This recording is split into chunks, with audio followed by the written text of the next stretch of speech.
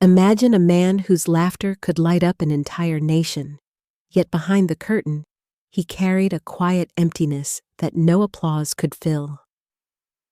Johnny Carson wasn't just a television host.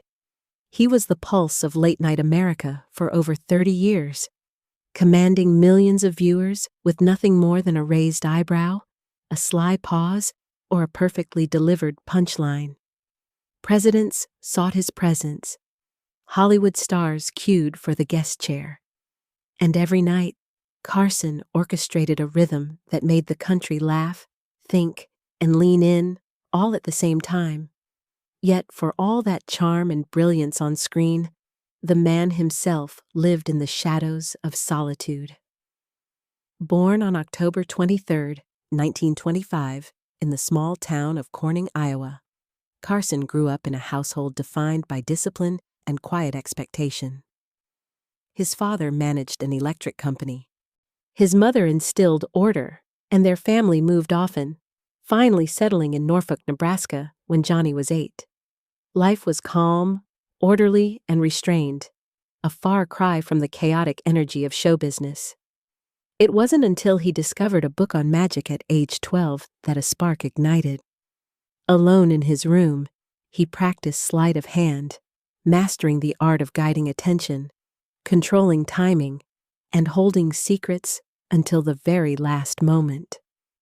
By 14, the great Carson was performing locally for $3 a show, learning that entertainment was not just fun, it could command value and respect. War interrupted this quiet journey. Carson enlisted in the Navy in 1943, serving aboard the USS Pennsylvania in the Pacific. The stakes were high, life and death training ingrained discipline, and boxing taught him focus under pressure. Each experience, from the decks of battleships to the boxing ring, sharpened his nerves and patience, traits that would become his signature on stage. Returning home, he enrolled at the University of Nebraska, initially dreaming of writing comedy for radio. He didn't stumble into humor by accident. He studied it, dissected it, and learned how a single line could change a room. Carson's early career began humbly in small Omaha studios, hosting morning programs and performing clever sketches for a modest audience.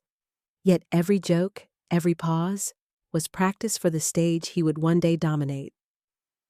His first taste of national television came with Red Skelton's show, where he learned the intricate dance of timing, performance, and reading an audience.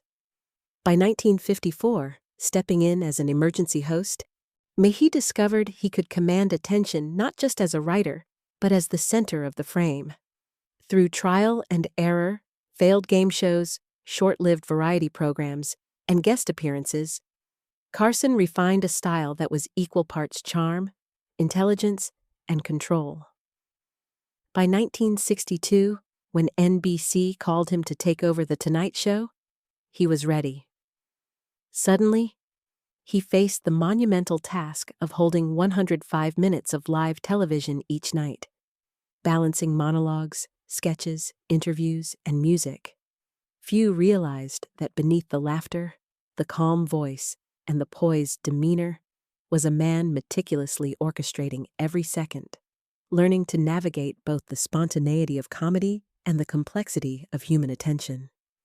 Carson's influence rippled far beyond the studio. A single joke about a toilet paper shortage in 1973 caused nationwide panic. He became a gatekeeper for young performers, a mentor behind the scenes, and a silent shaper of American culture. Yet, his personal life told a different story. 4 marriages, periods of estrangement from his children, and private tragedies, including the death of his son Rick in 1991, unfolded quietly away from the cameras. Even then, Carson faced grief with the same discipline he brought to his craft. Brief acknowledgement, then a return to the show, a man holding himself together as the nation watched. By the time he retired in 1992, Carson had left an indelible mark on television. Late-night hosts after him still followed the rhythm he perfected, measured, observant, commanding silence as much as laughter. In his final years, health issues, including emphysema, slowed him down, but he maintained a quiet dignity, living away from the spotlight until his death on January 23, 2005. Johnny Carson's legacy is more than comedy.